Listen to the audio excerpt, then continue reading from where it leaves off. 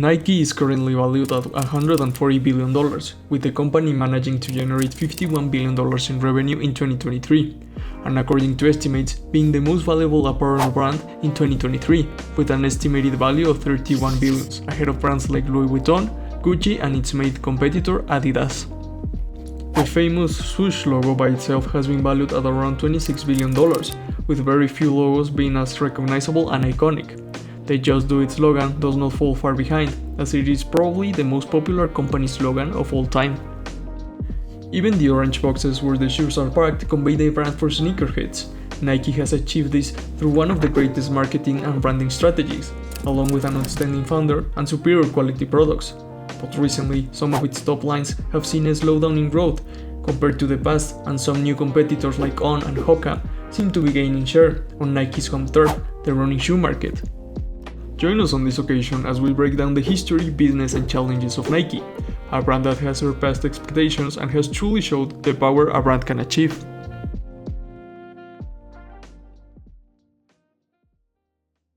Nike's founding story is a classic tale of innovation and entrepreneurship that began in the early 1960s. The company was originally established as Blue Ribbon Sports on January 25, 1964, by Bill Bowerman and Phil Knight. Bowerman was a track and field coach at the University of Oregon, and Knight was one of his athletes.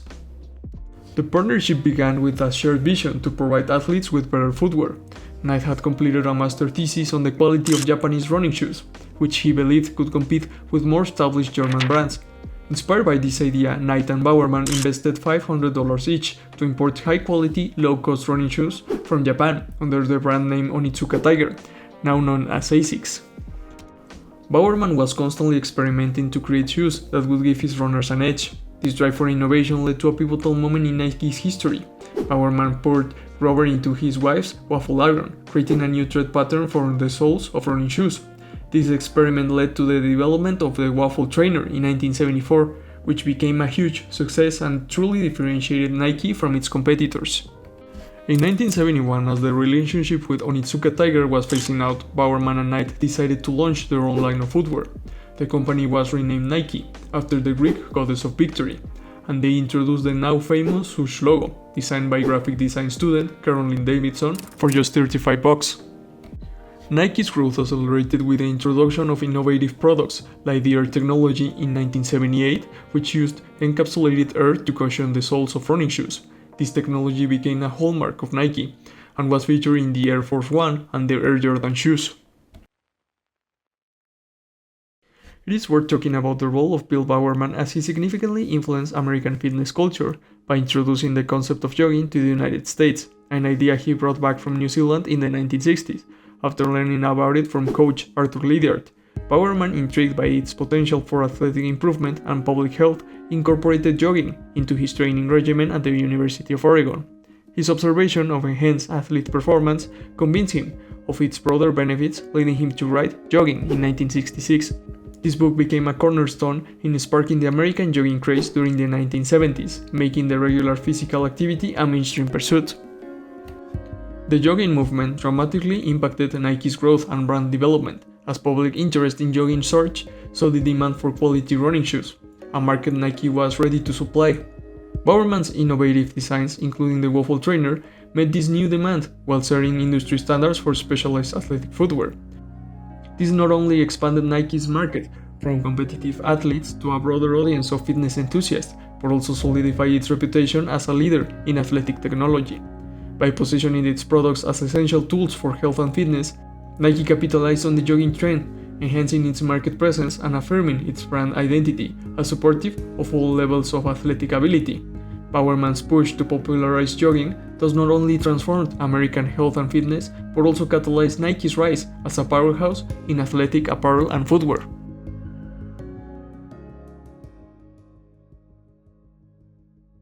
In 1984, Nike, then a growing athletic brand, made a pivotal move by signing a young Michael Jordan, who was just emerging from the University of North Carolina. At the time, Nike was not the first choice for basketball athletes, who generally preferred established brands like Converse and Adidas.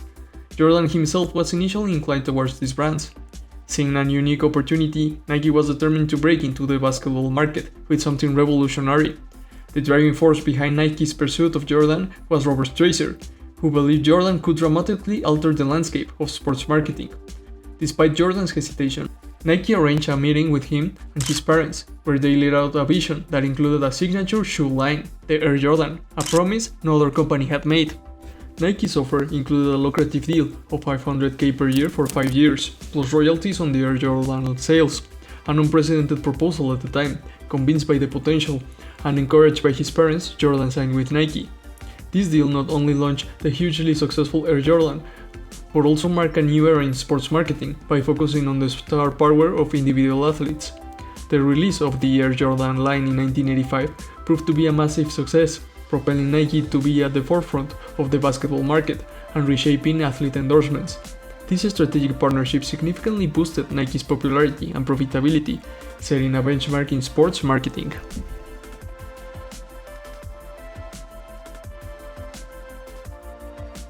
Nike's marketing strategy, which emphasizes the athlete over the sport itself, has been a cornerstone of its success and brand identity. The roots of Nike's athletes-centered marketing can be traced back to the early days of the company, starting with the legendary runner Steve Prefontaine. Prefontaine was one of the first athletes to wear Nike shoes, and his fierce personality and popularity among running enthusiasts made him an ideal figure to promote the brand. He wasn't just a runner, he was an icon of rebellion and resilience, embodying traits that Nike would come to champion in its marketing narratives. Prefontaine's association with Nike helped establish the brand's connection with elite athleticism and individuality, setting a precedent for future endorsements. Building on the groundwork laid by Prefontaine, Nike expanded its marketing to focus on a wide array of athletes, each chosen for their unique stories and appeal.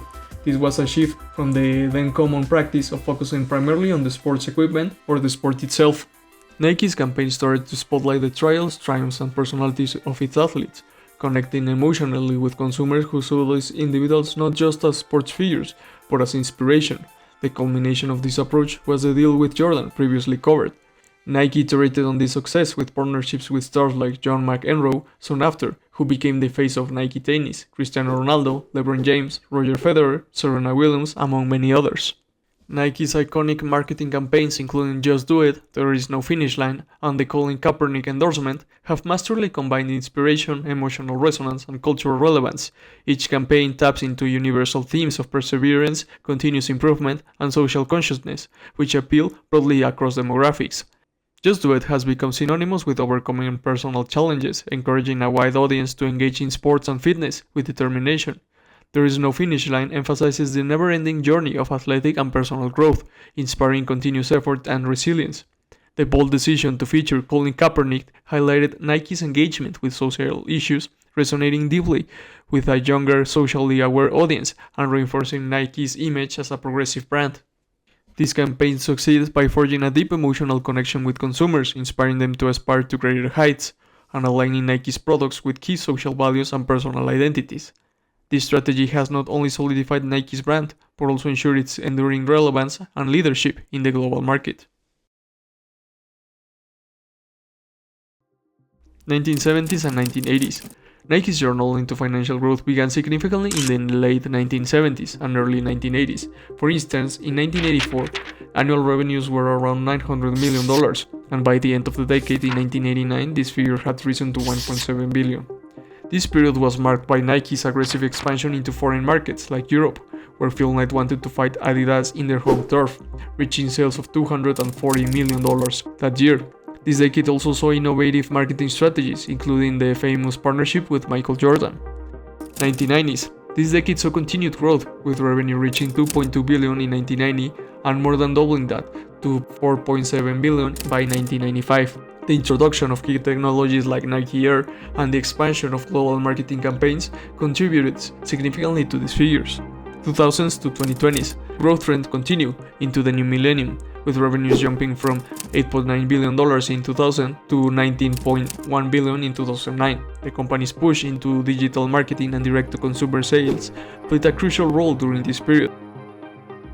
During the COVID-19 pandemic, major sportswear brands faced significant disruptions.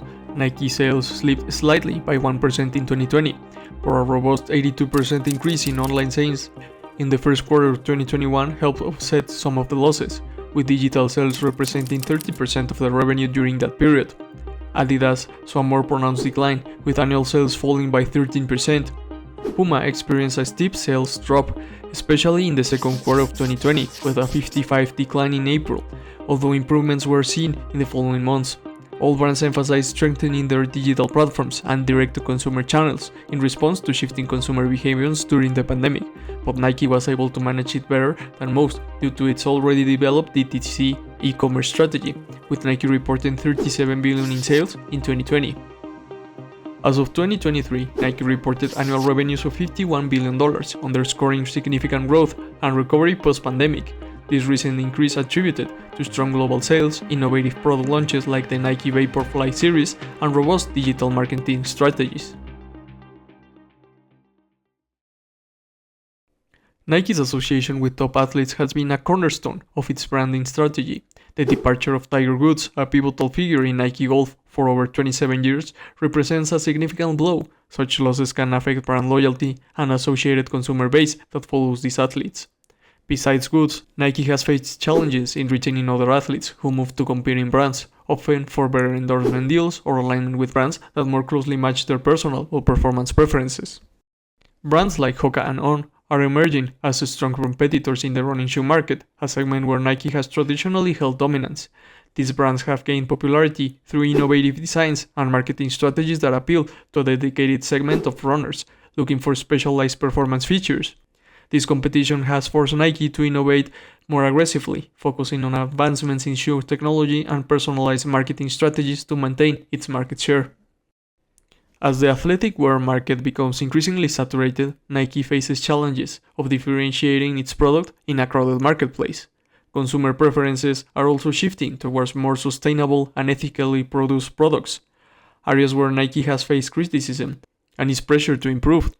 Nike's response to these consumer trends include increasing its sustainability initiatives and transparency, addressing labor practices in its supply chain. Nike's financial journey from a modest US-based footwear manufacturer to a global behemoth in athletic wear illustrates the power of innovation, strategic marketing, and global expansion. While Nike continues to dominate as a global leader in sportswear through its innovative products, iconic branding, and strategic marketing, it faces growing challenges in a rapidly evolving market. The emergence of new competitors and shifting consumer preferences towards sustainability and ethical production are testing Nike's ability to adapt and maintain its market leadership. Moving forward, Nike's ability to innovate not just in product development but also in sustainability and consumer engagement will be crucial for its continued success and influence in the sportswear industry.